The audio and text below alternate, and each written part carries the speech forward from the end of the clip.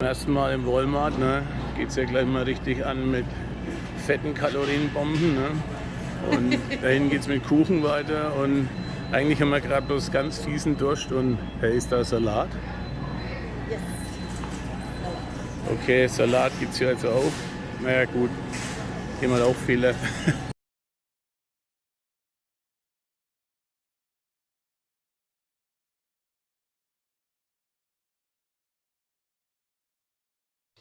So, wir besuchen ja auch Freunde und da möchten wir natürlich etwas mitbringen. Und deswegen haben wir eigentlich ganz viel zu mitbringen, was gewichtsmäßig im Flieger nicht gegangen wäre. Deswegen mussten wir das alles hin und her verschachteln auf unsere verschiedenen Gepäckstücke. Und jetzt wird alles umgepackt in einen Koffer. Und es fahren mit 4 Maßkrüge, ein 5-Liter-Fässchen Cattledrive, eine größere Anzahl Kinderüberraschungseier, dann ein ganz normaler, bunter Holznussknacker und ein antiker DDR-Holznussknacker und diverse andere Naschereien, die wir, wie wir erfahren haben, bei den Amerikanern sehr beliebt sind. Auch sowas hier. Haribo Gummibärs war gewünscht, deswegen die große Anzahl an Gummibären. Und hier habe ich noch ein bisschen Brotgewürze rein, weil die auch ihr eigenes Brot backen. Aber die fränkischen Würzmischungen gibt es wohl in Texas wahrscheinlich eher nicht. Na gut, hoffentlich geht das alles in den einen Koffer. Gewicht spielt jetzt keine Rolle mehr. Ja, Frühstück. Irgendwie farbiges Hundefutter, was knistert und spratzelt, wenn man Milch dazu gibt. Petra hat sich nicht getraut, die hat irgendwie einfach nur Joghurt. Aber es gibt Waffeln. Und da drüben habe ich was ganz was Geiles entdeckt. Schaut euch mal diese Möbelstücke an.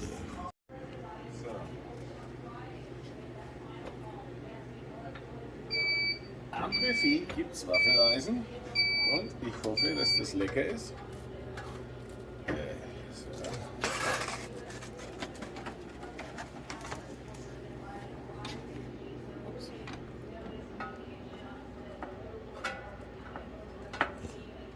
Alter Verwalter.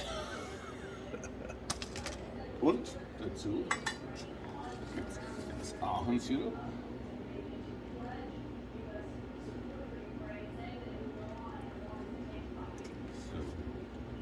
Das ist für dich, mein Schatz. Deine Waffel.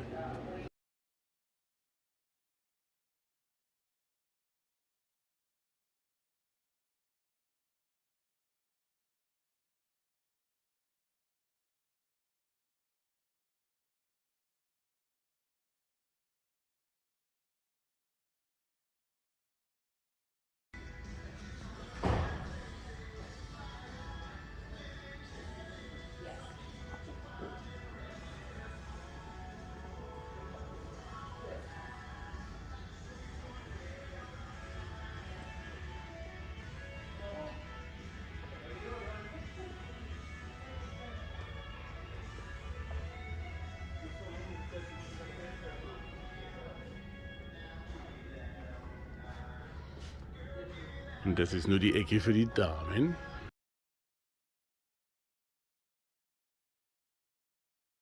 Das ist ein Video. Toll. Where are y'all from? Germany. Germany. Okay.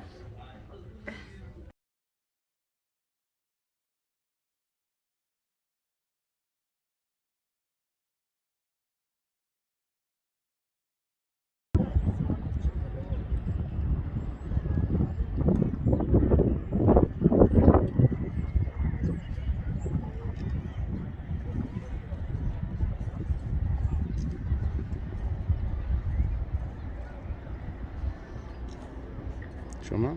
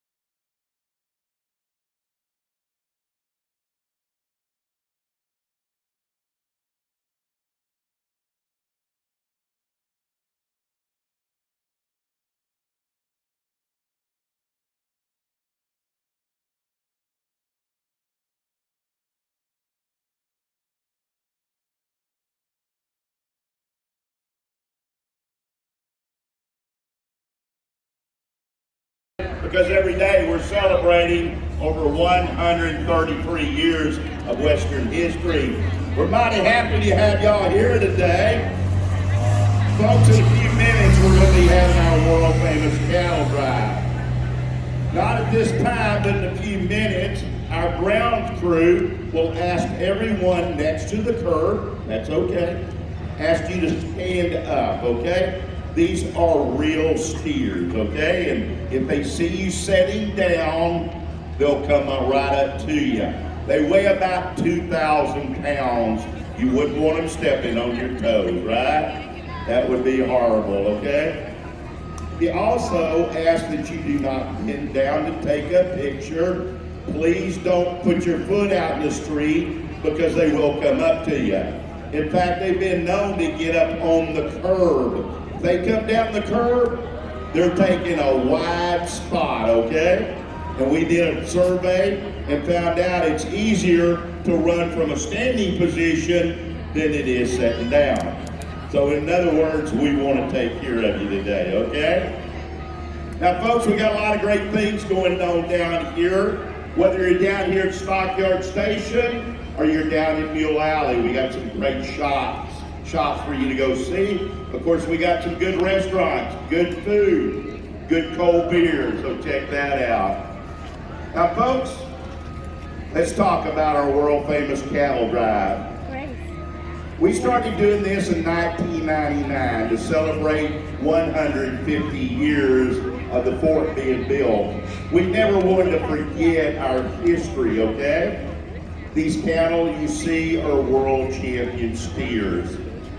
The drovers coming down the road, you only see them for a few minutes, but their main job is to take care of these steers all day long. They are the real deal. They don't work for 7-Eleven part-time or whatever. They are full-time drovers taking care of our animals. Again, you only see them for a few minutes. In fact, when they come down the street, we might give them a hand today, right? They normally never get to hear that, so we might do that today if you're inclined. Well, let's talk about why we actually do this. See, after the Civil War, when the folks came back to Texas, our economy was devastated. We had no jobs. The only thing we had of value was longhorn cattle. We had several hundred around here, but when we went down to Houston and San Antonio, we found a herd of longhorns numbering over 5.5 million. They were free. All you had to do is rope and brand them. Now that might sound like a good deal, but there was too many of them. Anybody could get a free cow. So they just wasn't worth very much. However, up north, a completely different story. Those folks, when they went back after the war, they were working in factories, making good money. However, they had no cattle. Their cattle died during the war from neglect. What little they had, they used to the Union troops. So they were starving for beef. So much so, they told the Texans, if we could walk a cow 800 miles, they would give us $40 to $50 a piece. Now they said it couldn't be done, but never ever tell a Texan they can't do something when money's involved. We're going to figure out a way. Well, we knew a cow, once it walked 400 miles, was about dead. Been walking for 6 solid weeks. However, if we could find a place lush with grass and water, each steer or cow would drink 30 to 40 gallons of water a day, almost eat their weight in grass. They could get enough strength to make the next 400 miles. All we had to do was find a place halfway on that famous Chisholm Trail. Well, this valley you're standing in was that halfway point. From 1866 to 1888, 4.5 million head of cattle came up the famous Chisholm Trail right to the middle of the streets of Fort Worth and would bed down the valley that you're standing in. On a normal day, they'd be 4,000 to 5,000 resting. As people looked from the old fort, they saw nothing but a sea of cattle, and Fort Worth became known forevermore as Cowtown. Now, we finally got a train here in 1876. What better place in this valley, lush with grass and water, to build the stockyards? So the stockyards were built. Then in 1902, Swift and Armour decided to move down to where the cattle were. They came down here with a dream of building the most modern, efficient stockyards in the world. They made that happen. We quadrupled in size. See, we never looked back. We're now the 13th largest city in the United States, but we still have that hometown feeling about us, where we'll sit there and tell people, today you're not a tourist, today you're our guest. That's how we roll.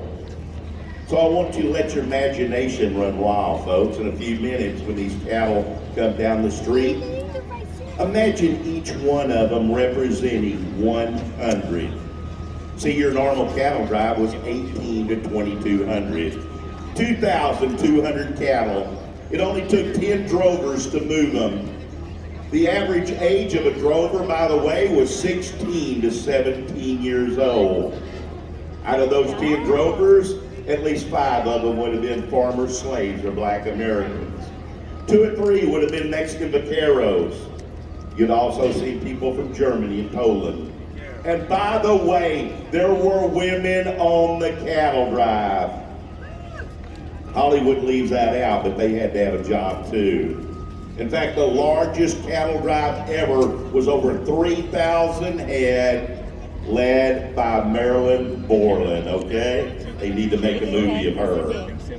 So folks, one more time, we want to welcome you to Fort Worth, Texas. Welcome to the town.